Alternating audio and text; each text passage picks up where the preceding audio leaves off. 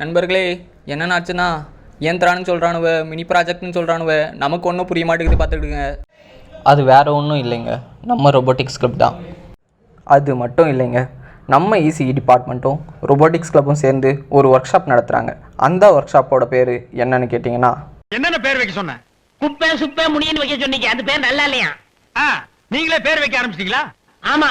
அதோட பேர் என்னவென்றால் robotics form using inverse kinematics.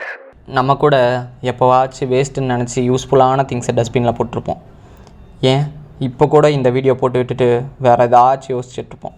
ஆனால் ரோபோட்ஸ் அப்படி இல்லைங்க, அது வேஸ்ட்டை கரெக்டாக பிக் பண்ணி டிஸ்போஸ் பண்ணோம். ஆள் யாருன்னு மட்டும் சொல்லு, அவனை நசுக்கி தூக்கி எறிஞ்சிடுறேன். வட போச்சே. சரி வாங்க நெக்ஸ்ட் ஒர்க் ஷாப் பற்றி பார்ப்போம். எல்லா ஃபோன்லேயும் ஃபேஸ் லாக்னு ஒரு ஆப்ஷன் இருக்கும். அந்த குரங்கு பொம்மை என்ன விலை?